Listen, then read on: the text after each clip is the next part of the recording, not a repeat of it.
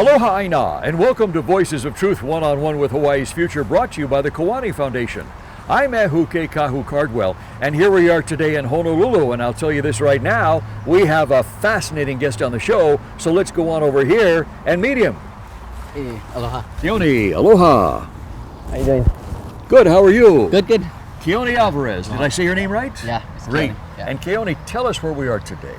Today we're at Liliuokalani Botanical Gardens. Liliuokalani Botanical Gardens, a beautiful place this is. Oh yeah, for sure. Keoni, we wanted to have you on Voices of Truth today because you are kind of an expert in some aspects of the Hawaiian culture, yes? Yes. And one aspect that you know a lot about, and I guess have researched a lot about, is Hawaiian burials. Mm-hmm. What happens when somebody died in the old times and how they prepared their body for burial, yes? Right, yeah. Tell us about that. Over 30 years already, my family and I have discovered a Hawaiian burial cave, and I'm from the Big Island. And when we discovered the burial cave, we've been protecting this burial cave from being developed. So this was on Hawaii Island, Yeah, this is on Hawaii Island. and you kind of just kind of stumbled across it one day, or what? Yeah, when we were developing when we were building our house, as young kids, me and my brothers ventured into the forest, and then we discovered a cave. When my brothers went in, they discovered that there was EV or bones in there, and my mom then called the police and everything like that because they weren't too sure if it was a homicide or what. But anyways, so they called out the state archaeologists, and they came out and they verified that the bones was old. How old were they? They were over. They know that it's over 50 years or older. 50 years old. 50 years or older.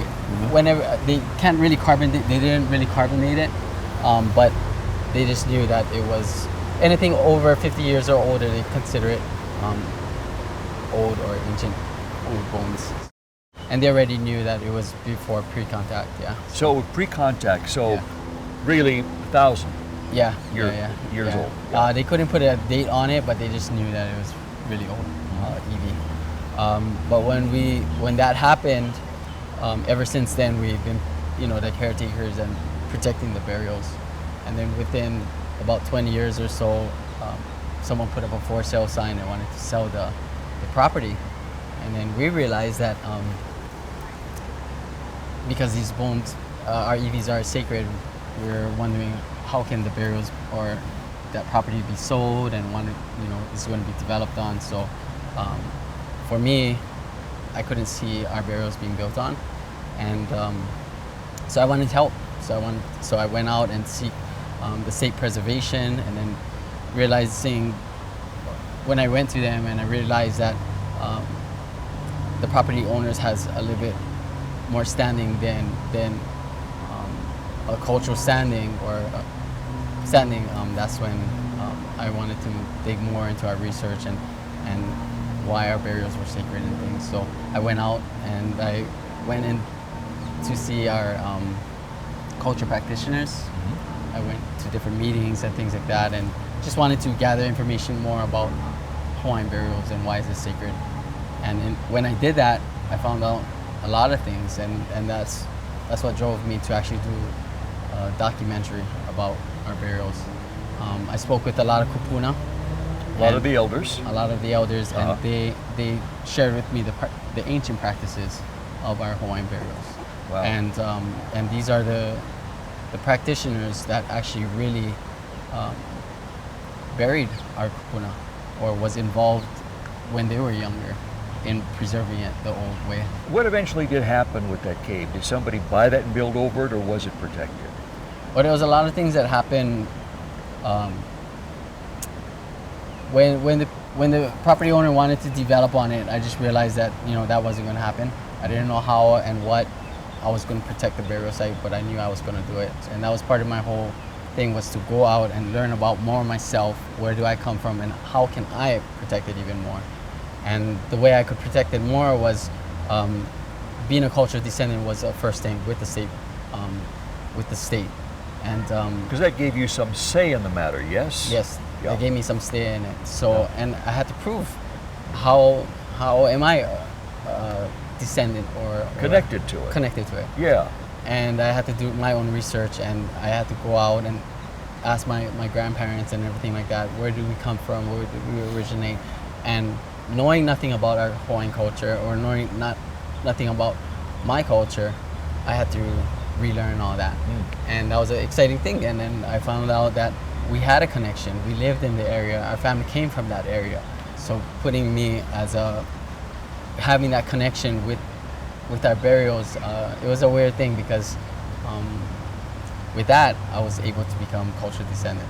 And at least I would have a say of the protection of the burial. The landowner still wanted to develop, right? So we went through the state. The state actually did a whole mapping of the cave. They wanted to see where the cave, where the burials was exactly located. It ended up going our way, and the burials, the property was offered to us less than a fraction for what it was worth. I believe like we shouldn't be purchasing our burials, but at that time, it was something to protect it, and I did. And right now I have the title, and I'm the owner of the property. These things are meant to be hidden. These things are meant to be sacred. We don't know exactly why and who is buried there, but all I know is that they are kupuna, and it's just a sacred thing that we need to preserve. Yeah. And later on, we're gonna find out the understanding of why and what. But right now, my whole thing is, they're protected, and that's just the way it is.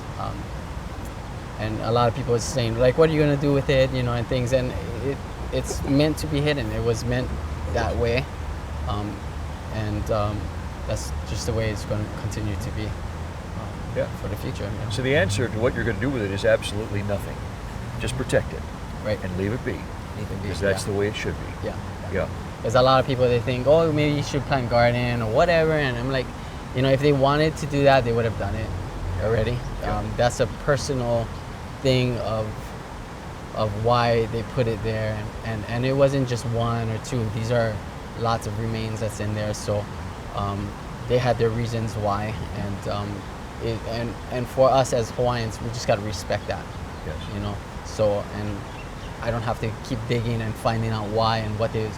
I just have the understanding from my kupuna is that some things you just, even though you don't know what it's about, you just got to respect of why it's there, and just leave it alone. You don't have to. That's not the purpose of why they did things. So it's. But I had an awesome journey, and part of the whole journey was learning about my culture. Part of the journey was learning from our culture practitioners and our kupunas, and learning from them was the best thing, for them to even share their knowledge with me. Not knowing anything about my heritage and just giving up their time was an awesome thing, because now I feel I can help other people to learn about our culture. And EVs, I believe, is something that ties us to this land, and we shouldn't be moving them around, because that's saying where we come from, and we were here first before everybody. And once we start moving that and displacing them, it's kind of displacing us as Hawaiians of where we originally came from. Everybody had their own practice according to their families, and that's one thing that everybody has to understand, is that certain families did it certain ways according to their district, according to their family's practice. So just like today, everybody put things with their burials, and that's something sensitive to them and personal to them. And likewise, our burials were no different. They had they practiced it pretty much the same, but the things that they left with them is just something personal. So we just got to respect each person of their family's practice, and it's not up to anybody to decide what the treatment should be to the burials. It should be the families to decide, because that's their kuleana, that's their responsibility. Back in the old days in ancient Hawaii, there were many different types of burials, and families had different ways of burying their bodies of people, depending on what island they were on and what part of the island they were on. Yeah? Right. It wasn't just one way to do it. No. Tell us about that. In the Hawaiian custom, there was different ways that Hawaiians prepared their EVs or their burials. One of the common ways was It just depends on your status, and then also on the type of person you were, I guess status. The most common way that Hawaiians would bury within the ground was they would actually dig a hole. They would call that kanu. Kanu would be like to plant like a tree. Mm-hmm. So they would actually bundle the body up. So they would actually tie a rope around the neck and actually put the knees up to the chest, and they would actually plant it like a tree into the ground. There was other common ways of putting burials in. Was they used to use caves too. Caves was another way. They either would extend it out, put the bodies in there, and the caves would be like a natural way of preserving the bodies. When they put the bodies in the caves, Mm-hmm. would they just lay them down after they wrapped them up, or would they mummify them, or what? I mean, how would that work? That's why for Hawaiian burials, there's so many different ways of doing things, or how they used to preserve it. For the most common, like I mentioned, is that they would kanu the body, they would plant the body, they would put the body in a fetal position, Mm-hmm. and that's one of the ways. And then the second way would be if they had caves back then. A lot of the caves were not only ali'i burials. When you found bones in there, they would use that as a place of burial because it preserved the body as well. They would sometimes lay out the whole body there, or sometimes if it's a ali'i burial, then they would preserve them by imuing the body, like a way Steaming them. of putting them in the ground, and they would actually imu them in the ground and remove the flesh and things like that, and then bundle the bones, and they would actually place it within the caves or place it in an area that nobody would be able to find the bones. And sometimes it would be not all the bones, it would be just the main bones in the human body, the biggest bones and the skull. The iwi was the thing that was the most permanent. And that's the reason why they preserved them, because it was the thing that was the longest, the longest thing that wouldn't break down, and that's identifying them with their permanency of being here. So that's what they would, and how you can look at it is like the iwis in Hawaiian. There's just kind of like pictures, when you kept them, it was a reminder that was our ancestors. And When you kept the bones, Yeah. you kept the connection to that person, yes? Yeah, and that was like today we keep pictures, but back then they would just keep iwis, and that was a reminder of how they would remember that person or keep them close to them so that they don't forget. What upsets me today is that we see a lot of archaeologists who comes here and they want to excavate, and that's when it's showing like disrespect.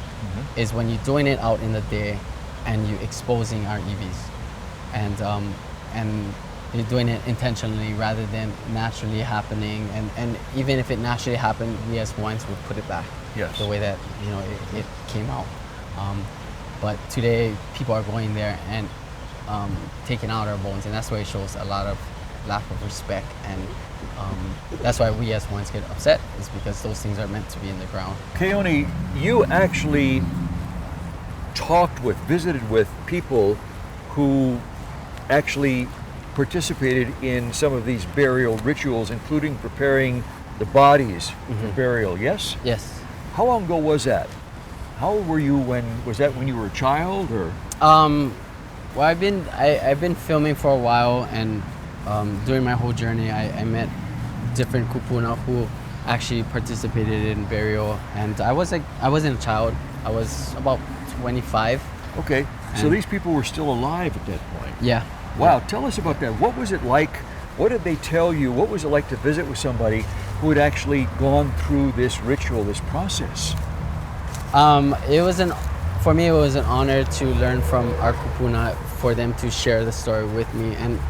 And what everybody has to understand is that burials is so sensitive. It's a sensitive subject. So to hear it firsthand of them practicing the old methods of burial was an honor. And one was It was just an honor that they told you They about. told me, Yes. yeah, and wanted to share, because burials in the Hawaiian culture is a lost tradition, is a lost culture of why and how we did things, and for her to share that with me, and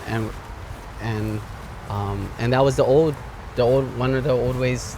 Well, the person who told me was the pa'akai With the salt. with the salt, and Preserving the body with salt. yeah, and that was with Ioloa, is the long fish they would call it, and she did that style with her grandfather, and just to hear her share with me that personal story of and how she felt, and why they did things. She didn't know exactly why, but she participated in helping out as a child with that process.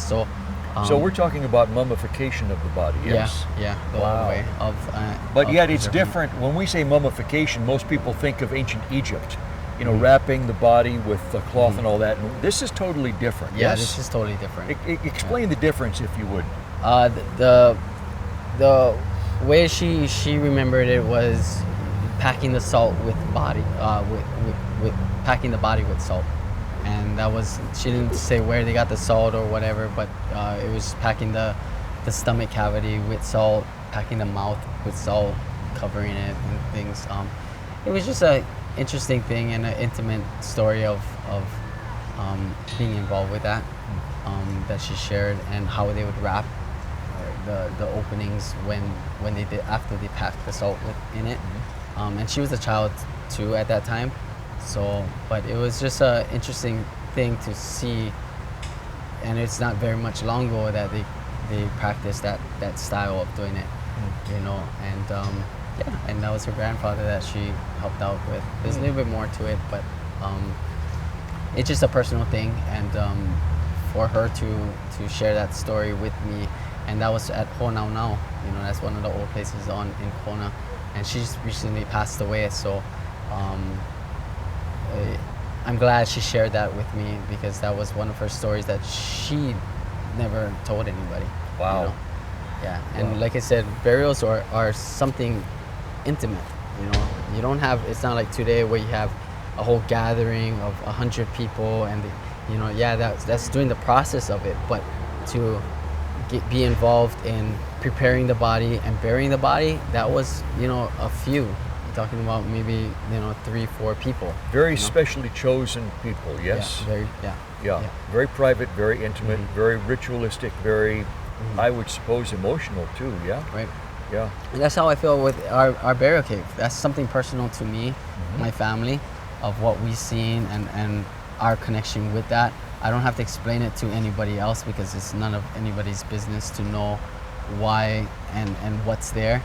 That is something for our culture to be preserved for the future, and whatever that means, it's going to come out later on, and we don't have that understanding yet, and everything happens for a reason, and it'll come out when it wants to come out, and I believe, like I was saying, I didn't know how I was going to preserve the cave, and I didn't have money and anything like that, and this thing doesn't take money, if you believe in it, it's going to come around, whether good or bad, of the people, whatever they do, and it will just totally flip.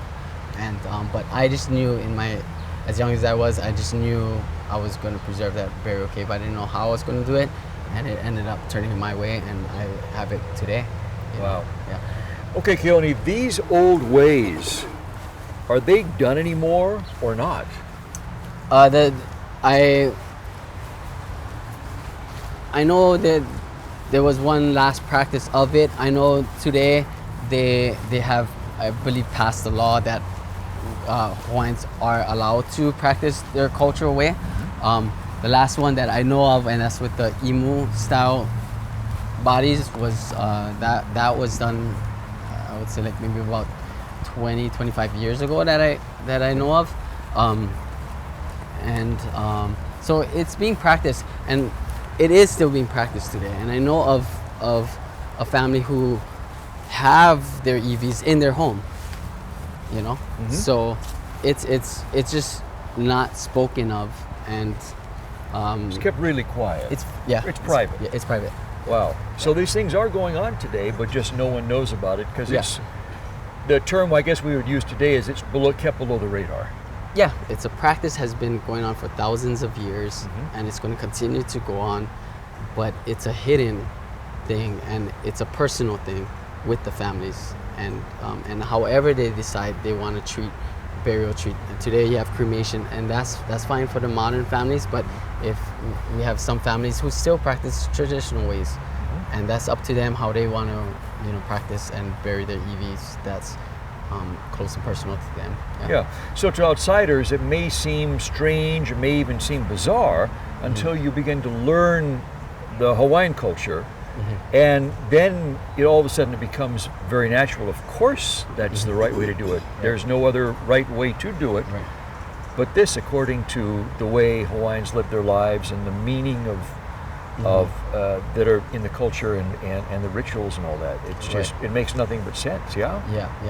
And today it's like we have our burials buried all over, or back in the day. I mean, that was a tradition that they did because they were allotted that burial right to do it that way, and that's why we know that they're there. We might not know exactly, right here on this ground or next to that tree is Uncle, but we consider that area sacred because we know Uncle's somewhere there.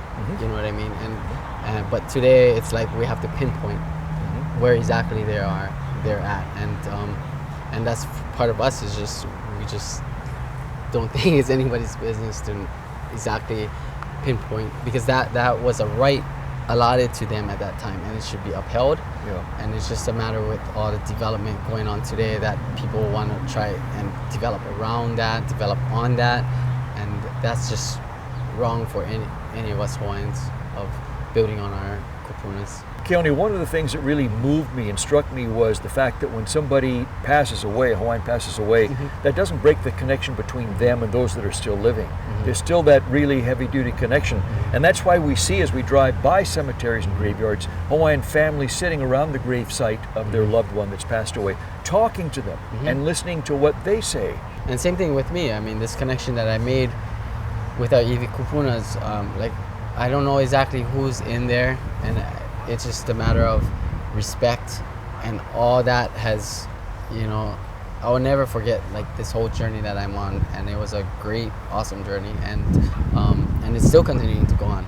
But I will never forget my kupunas, and I'll always continue to share with my nephews, my nieces, about why I'm doing it, and it's their connection, so that they can have that close connection as well and pass on our burial cave into the future, and I don't think of it as our meaning all of our people's burial cave. It's all of our responsibility to ensure that these sites are preserved, and just no difference than any other place in the world where they have their loss of connection with their ancestors. It's just up to us today to try and reconnect that in the best way that we can. We might not know everything, but what we have is the most important, and the most important is keeping it intact and not moving them. Keoni, you've written a book about a lot of these things, yes? Yes. Tell us about that. Well, this book that I wrote, it talks about the different methods of how Hawaiians did different burial practices. And when I did this book, I made it really sensitive of not showing EVs. I wanted to just kind of more focus on the methods and the practices of it. And this was given with all the information that I gathered from our kupunas. I decided to put it into a book because, it's a way of releasing the information about our burials and bringing awareness about why our burial is important to us as Hawaiians and the different ways that they practice it. So all the information that our kupunas shared with me, I decided to write this book and making it in a sensitive way, meaning not showing our EVs, because that would be disrespectful. That would be disrespectful. Yes. And even the moipus and things funerary objects that Hawaiians would keep with them. I mean, we have a lot of artisans of Hawaiian practitioners who I have, it's samples of it, but it's not the real moipus or things that they would put with our It's not the actual items. It's not the actual items, yeah. Keoni, people who want to learn about this and learn these things can read your book, and it's in there, yes? Yes. And so people can go online and order your book, huh? Yes. One thing about the book too, one of its first of its kind. That you show all different methods. You see kind of reenactments of how they used to do things back in the day. So it gives people just an idea of what it was, what actually happened to our Hawaiian burials at that time. So it's the first of its kind of grabbing all the information, not only from testimonies, but also the information I gathered from other books that was written by our kupunas back in the day, and putting it into one place that if somebody needed to know more information about burials and why is burial sacred and things, this is where it's all at, of having all that information in there. Wow, that's great. Keoni Alvarez, thank you so much for being on Voices Thank you of so Truth. much. Yeah. Thank you for sharing this mahalo. information with us that, you know, a lot of people don't know, and it's fascinating. So again, don't stop. Keep doing what you're doing, and keep writing more books because you're making a difference. Thanks. So Thank mahalo to you. Mahalo to our viewers for joining Keoni and me here today. Remember, you can watch us on the web 24/7 on voicesoftruth.tv.com, and you can like Voices of Truth One-on-One with Hawaii's Future on Facebook. I'm Ahuke Kahu Cardwell for the Keoni Foundation, along with Keoni here. And until next time, ahui ho!